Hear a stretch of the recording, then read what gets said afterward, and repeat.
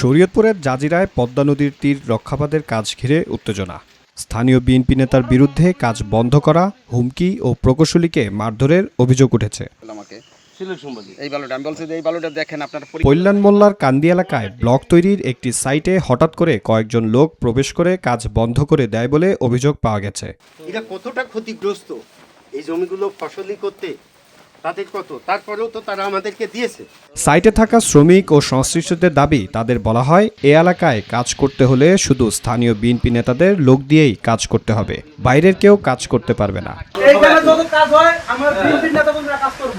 Hello, মাল যে মাল সে বড় টাকাটা মাল নাই, আমি টাকা মাল নিব, টাকা মাল দেন ওটা দিন, বাইরে কাজের লোক কাজ করতে পারবে না। তো হঠাৎ করে আমাদের এই পূর্বনাটক ইউনিয়নের বিএনপির সভাপতি রফিকুল ফরাজি এবং মহাসিন মাতবর উনি জাজিরা উপজেলা যুবদল করে, পূর্বনাটক ইউনিয়নের শ্রমিক দলের সভাপতি জলিল শেখ এবং স্বেচ্ছাসেবক লীগের সভাপতি ছিল, আবার যুবদলের সাধারণ সম্পাদক ছিল এই সলমান সর্দার।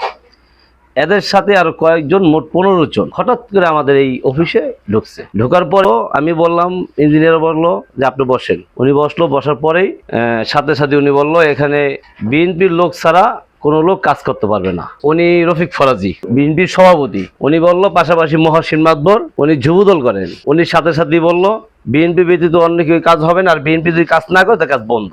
এক পর্যায়ে ট্রিপল এ কোম্পানির সিভিল প্রকৌশলী ভিডিও ধারণ করলে তাকে মারধর করা হয় বলেও অভিযোগ ওঠে। আমাদের স্টাফদের ভাষ্যমতে এখানে আসছে, এসে আমার যে সাবঠিকাদার যারা কাস্টিং করে কথা কাটাকাটি শুরু। এর মধ্যে আমার একজন স্টাফ এটাকে ভিডিও ধারণ করে, এই ভিডিও ধারণ করা দেখে তারা ক্ষিপ্ত হয়ে তার সাথে ধাক্কাধাক্কি পর্যায়ে যায়। ঘটনার একটি ভিডিও ইতোমধ্যে সামাজিক যোগাযোগ মাধ্যমে ছড়িয়ে পড়েছে। তো হুট করেই আমরা অফিসিয়াল কাজকর্ম করতেছিলাম, প্রায় 20-25 জন আর কি। হুট করে আইসা বলতেছে যে মানে আমাদের মাল চেক করবে, আমাদের মাল ভালো না, অমুক না অমুক না। মানে তখন ওদেরকে আমি বোঝানোর চেষ্টা করতেছি যে আচ্ছা ঠিক আছে, মাল ভালো না। অ্যাজ এ ইঞ্জিনিয়ার হিসেবে আমি বুঝাইতে যাচ্ছি যে মালটা কেন ভালো না সেটা আমাকে ডিফাইন করতে দেন। এক সময় দেখা যাচ্ছিল বিশ্রী ভাষায় কথা বলতেছিল যে এখানে অন্য কেউ ব্যবসা করতে পারবে না। আমি তো ব্যবসা করতে পারবে না সেটা আলাদা বিষয়, আপনারা হুট করে কেন মানে এই আমাদের ম্যাটেরিয়ালস নিয়ে কেন প্রশ্ন তুলতেছেন? অন্য কেউ ব্যবসা করতে পারবে না, যদি আমাদের করতে দেন তাহলে সব ঠিক আছে।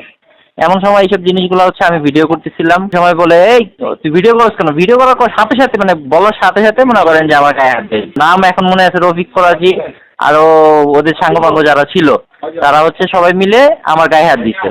তবে অভিযোগ অস্বীকার করে অভিযুক্ত বিএনপি নেতা দাবি করেছেন নিম্নমানের সরঞ্জাম ব্যবহারের কারণে তারা কাজ বন্ধ করেছেন।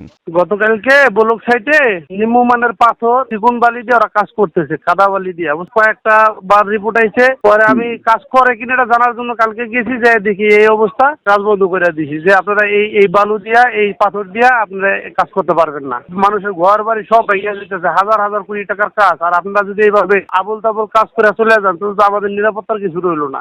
ধাক্কা হাতাহাতি কিছুই হয় নাই। মহাসিন মাত্র বলছে যে আপনি আসেন, আপনার বালুটা আপনি দেখেন। তো উনি যেমন মহাসিন মাত্র বলছে যে আপনার বালু দেখার কে, আমি তুমি এটা কেমন কথা কও? পরে আবার উনি ভিডিও করতেছে, পরে আমি বলছি তুমি ভিডিও করো, একজন মানুষ ভিডিও করলে তো জেনে শুনে ভিডিও করতে হয়, হাতাহাতির পর্যায়ে যায় না। এই তো বাস্তব হয়েছে ওইখানে। আপনি যদি এরকম ভিডিও পাওয়া থাকেন, কেমন ভিডিও পাইছেন আমি জানি না। ওইখানে আমাদের কাজ করার কোনো উদ্দেশ্য না, আমরা ওদের সাথে কাজ করবো না, বুঝছেন? কর্তৃপক্ষ কাউকে জানাই নাই। আমরা আমাদের এলাকার কাজ, আমরা আমাদের কাজটা আমরা বুঝে রাখবো না, আবুল তাবুল কাজ করবো। আপনি বললে তো হবে না যে ইঞ্জিনিয়ার আমরা মারধর করছি, এটা সম্পূর্ণ মিথ্যা কথা। ইঞ্জিনিয়ার আমরা মারধর করুন কি লিগা?